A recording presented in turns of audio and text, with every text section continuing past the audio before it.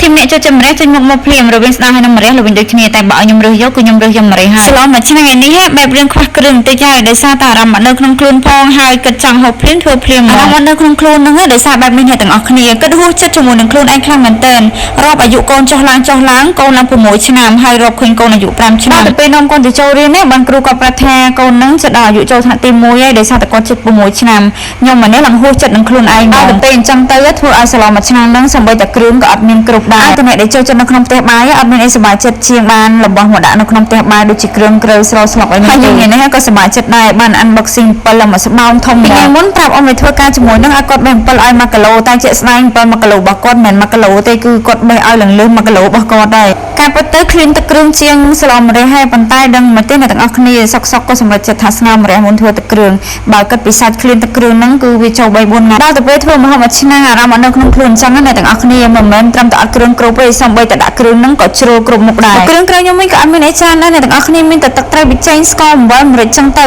ហើយចុងក្រោយក៏ខ្ញុំមួយជាមួយនឹងប្រេងខ្យងដែរប្រេងខ្យងនេះគឺខ្ញុំចាក់ជ្រុលគឺវាច្រើនខ្លាំងមែនតើអ្នកទាំងអស់គ្នាអើយឃើញនេះសូម្បីតែគ្រឿងក៏ខ្ញុំដាក់ជ្រុលដែរបន្ទាប់មកបានយើងចាប់ផ្ដើមយកម្រះរបស់យើងមកហាន់កង់ចំផ្លែខ្ញុំហាន់ជា3កង់ចាំម្រះ3ផ្លែខ្ញុំហាន់បានដល់ទៅ9កង់បន្ទាប់មកបានយើងដាក់ដាំទឹកឲ្យពុះអញ្ចឹងទៅយើងយកម្រះយើងទៅស្រោដើម្បីកុំឲ្យវាល្វីងខ្លាំងពេកសម្រាប់ខ្ញុំចូលចិត្តស្រោវារៀងយូរបន្តិចដោយសារតែខ្ញុំអត់សូវចូលចិត្តរសជាតិល្វីងខ្លាំងហ៎ស្រោម្រះហើយចាប់ផ្ដើមស្រោវាទុកឲ្យត្រជាក់ទៅបានយើងចាប់ផ្ដើមយកសាច់ជ្រូកដែលយើងប្រឡាក់គ្រឿងហើយនឹងយើងយកមកញ៉ាត់ចូលនៅក្នុងម្រះរបស់យើងនឹងទៅពីដំបូងគិតថាសាច់ជ្រូកជាមួយនឹងម្រះហ្នឹងវាអត់ស្មើគ្នាទេអ្នកទាំងអស់គ្នាប៉ុន្តែចំក្រោយមានអីវាសល់ដែរតាឥឡូវនេះម្រះរបស់យើងក៏ចាប់ផ្ដើមញ៉ាត់ជាមួយនឹងសាច់រួចហើយអញ្ចឹងយើងដាក់ដាំឆ្នាំងស្លទៅសាច់ដែលនៅសល់គឺខ្ញុំបង់ចូលទៅមុនបន្ទាប់មកទឹកពុះបានខ្ញុំចាប់ផ្ដើមបង់ម្រះដែលយើងញ៉ាត់សាច់នឹងចូលស្លតាមបែបខ្ញុំនេះគឺស្លបែបលឿនៗអ្នកទាំងអស់គ្នាដោយសារតែចេញពីធ្វើការមកអស់កម្លាំងផងចង់អត់មានពេលស្លមុខម្ហូបណាដែលវាយូរខ្លាំងទេអញ្ចឹងហើយអ្នកទាំងអស់គ្នា